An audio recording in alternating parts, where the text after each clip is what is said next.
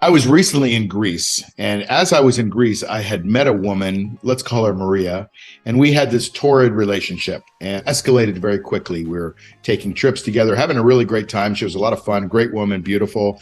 And we were traveling, to some islands, and we did a lot of really fun things together. I really started to like her. And she was telling me between dates and things like that she really didn't enjoy her job that much. She liked it okay, but it just didn't pay any real significant money. And so for that reason, she really didn't like what she felt stuck in. A few weeks into the relationship, I basically said, because I had already purchased a couple of tickets to go on a British Virgin Islands sailing trip. It's a magical trip, like a trip of a lifetime for almost anybody, including me, certainly for her, because she hadn't been to very many countries. And I said to her, hey, would you be interested in coming with me to go to the British Virgin Islands for a week or 10 days? And you know what she said to me? She said, it's impossible.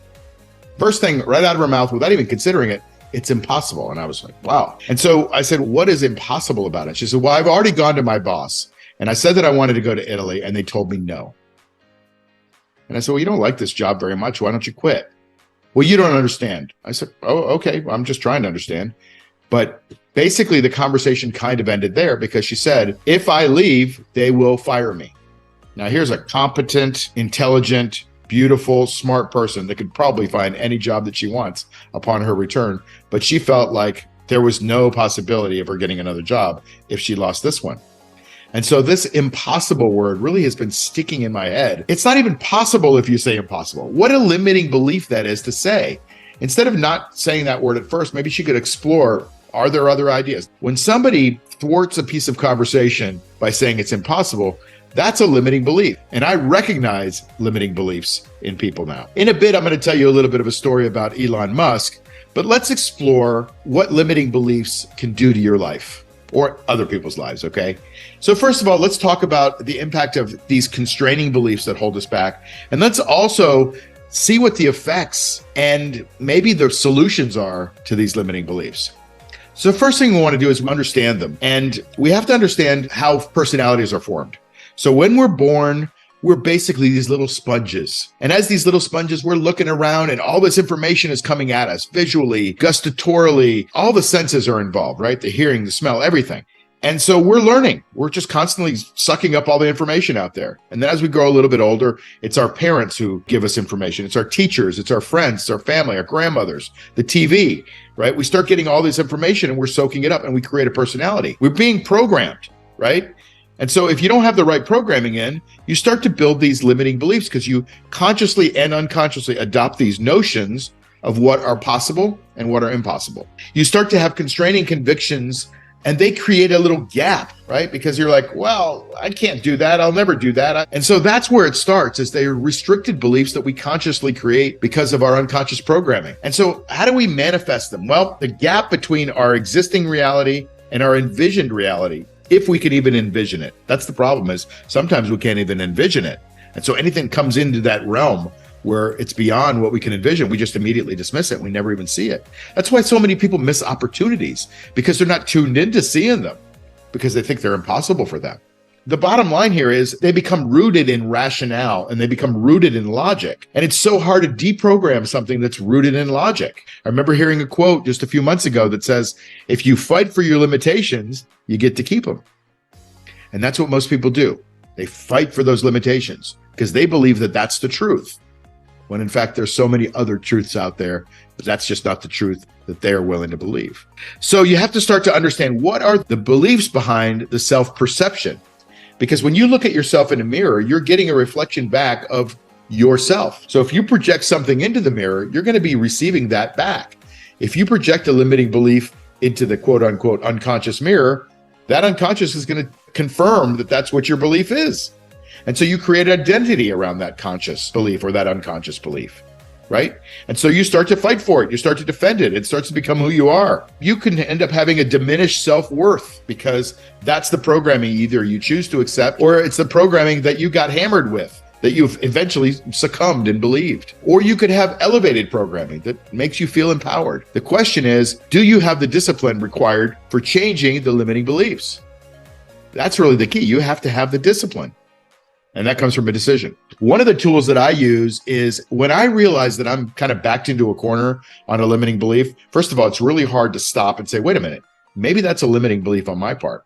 But once I do that, then I just over respond and I say, what if the opposite were true? Like when I invited Maria to go to the British Virgin Islands and she said it's impossible, instead of saying it's impossible, what if she just stopped and said, wait a minute, this would be really possible. And look at all the benefits that I would get from that. And maybe I would even come back and get a better job, like just a totally different paradigm. So, there's lots of examples of limiting beliefs, but, if you've ever tried to start a business and you tell people that have never started businesses around you about your business, a lot of times you'll get that, oh, it's already been done before, and they dismiss you.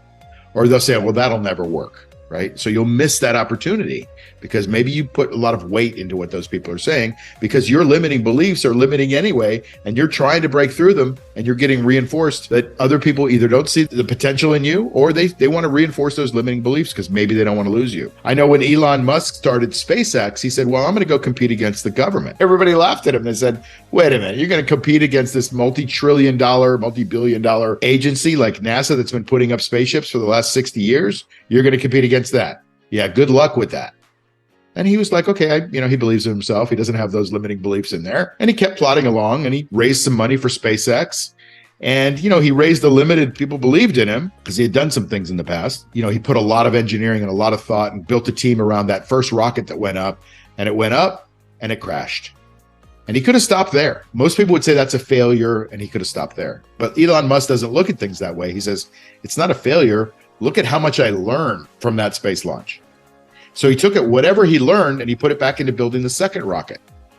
And then a few months later, it came time to launching the second rocket, and it went up and it crashed. And again, people said, well, you should have just walked away then. But he didn't believe it was a failure. He believed that now he was getting closer.